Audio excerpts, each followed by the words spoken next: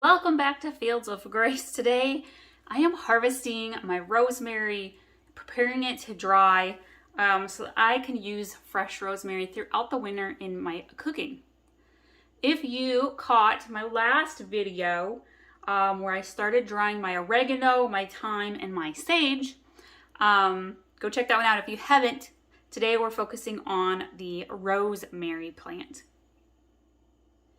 I have brought my big old rosemary in from my front porch. I grow a lot of my kitchen herbs in pots and keep them on my porch, and then I bring a lot of them indoors or harvest them for winter usage. In my rosemary, which is thriving still here even in the middle of October, I also have chamomile in here. I love to do tea. And my chamomile is kind of past its prime for harvesting. I mean, there's a few little buds left on their flowers that I could save if I wanted to, but I'm going to kind of probably let that go for the winter. Let's go back to rosemary. As soon as I show you how I trim off the stems of my rosemary, I'm going to take this pot back outside because I have not sprayed it, but I'm going to go ahead and rinse my rosemary off right away so we are okay as far as like any insects and stuff like that. So rosemary is a woody plant. If you can see down in here and you're new to rosemary, it's a very woody type herb. And you can use rosemary so many different kinds of dishes, from breads to putting on meats, chicken, steak. We love to do it on steak, you guys. I have a garlic rosemary steak kebab recipe. If you have not been following my In the Kitchen with Grace cooking channel, go do so.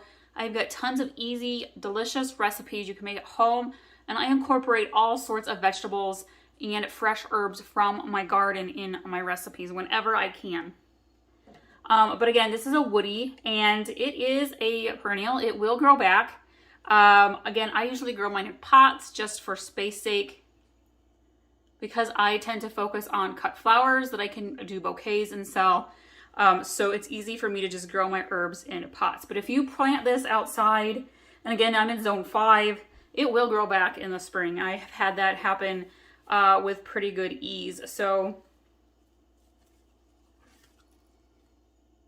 I am going to start by, so I want you to look at your plant and find your main stem, which is this big one here in the center.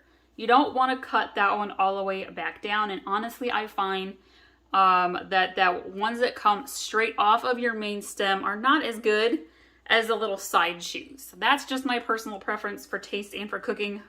Do what you want. If you want to, you can trim this baby all the way down. I am not going to. There's a lot of rosemary on here. But what I'm going to do is I'm going to come down and cut. You might need your actual garden pruning shears. I'm using my kitchen scissors, and cut down towards the bottom of your stems.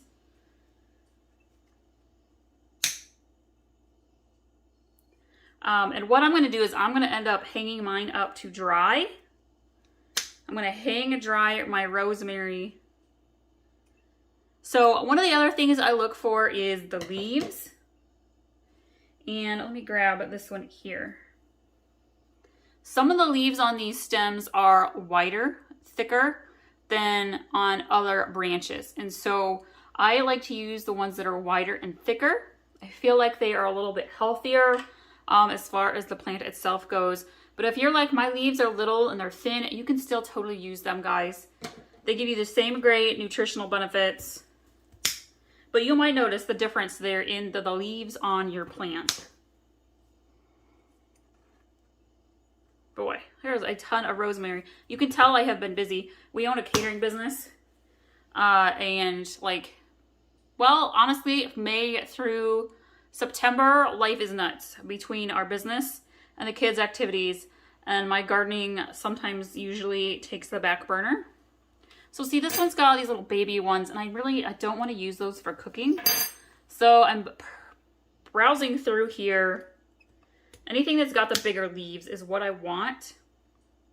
Even though it's mid-October here, and the weather is definitely turning into fall and chilly overnight, I think my plant's going to keep growing just for a little while. So I'm going to throw her back outside, and I may come back and do this again in another 2 to 3 weeks and see if any of these leaves have kind of thickened up just a little bit. They may not. They might just die down for winter. Again, whenever you're in here doing this, it's always a good time to take a look at your dirt. Oh, there's a box elder bug. Don't take too good of a look. Let me go catch him quick. Come here, buddy. Oh, he flew off. All right, well, don't take too big of a look, guys. And I can see there's a little itty bitty spider. I am not digging through this one again. I didn't spray it. I'm going to go put it back out on my porch and spray it, and then we'll come back to our drying rosemary. All right, so I'm going to do with the rosemary what I did with my other herbs, and I'm going to basically rinse them off. I'm going to hold them upside down to make sure we get all the bottom sides of the leaves rinsed off. That's where insects like to lay their eggs. And so actually, to be honest with you, rosemary is a really strong insect repellent. I'll try to remember to tell you some other benefits of rosemary and ways you can use it. But for rinsing, I rinse from the bottom to the top, from the bottom to the top, and then I'm just going to set it on a tray with paper towel to start soaking up the moisture.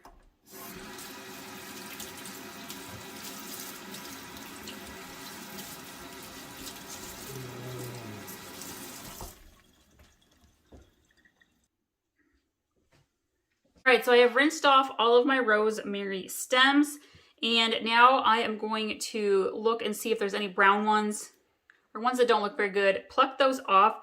As your rosemary dries, you might find that a few of your green leaves will turn brown. That's okay. That one looks pretty good. Just kind of inspecting these quickly. That one needs a pluck. Let's see. Really, overall, my rosemary plant looked really healthy. Some of the ways you can use rosemary, I had done some sage in my last video that I harvested. Some people like to do like smudge sticks and burn. Rosemary is a good one you can burn. It's got a beautiful scent to it. It's actually a really good natural insect repellent. So if you like to camp or do bonfires in your yard, this one had a little bit of yuck that I missed while rinsing, so I went ahead and pulled that off. But you can do in your little fire starter. So like the little twigs and things you use to start your fire, you can do some rosemary, like literally take a stick of rosemary and put it in with that. And as it burns, it is an actual natural mosquito repellent, which is fantastic. You know, I have found that when growing a lot of my herbs, we don't really get mosquitoes, a ton of mosquitoes in our yard because I have herbs kind of everywhere. And a lot of herbs are natural insect repellents. A lot of my flowers are as well. So many benefits to being a gardener. All right, so there are 2 ways you can dry your rosemary. You can kind of just let them set on a tray like this. And then like every day, replace the paper towel and flip them over so they kind of air dry. I like to usually hang rosemary personally. And so what I do is I grab by the stems, put the bottom stems towards the top, and I let them air dry. And I'm going to use a rubber band. If you have the little girl rubber bands for hair, those work really, really well. I'm just going to use a regular rubber band the bottom. And even, I do it one extra. If you've got a little nail that you're going to hang it from, when you're using the rubber bands, that's great. But you can take the bottom layer of the rubber band, not the inside layer, sorry. One of the first parts that you twist it around, put it over your nail and it just hangs on its own. You don't have to use string. So that's a great tip right there. So I'm going to hang these and let these dry. Now rosemary, I usually let dry close to 2 weeks. Probably 10 days, 2 weeks. It kind of depends on the moisture in your house, how humid it is. Winter's here, stuff dries out really quick. So, but we've had a rainy couple of days. So we have more moisture in our house than we normally do.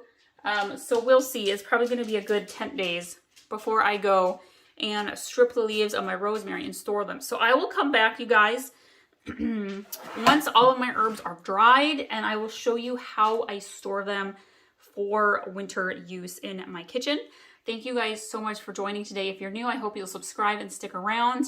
We have a lot more coming. Of course, it's getting to be winter, so the videos are not as often, but come spring, I'll be showing you a lot more videos and a lot more tips and tricks for gardening, along with those flowers. And if you are into cooking, check out my In the Kitchen with Grace cooking channel. Amazing recipes there. And again, you can find both on Facebook, Pinterest, and Instagram. We'll see you guys next time.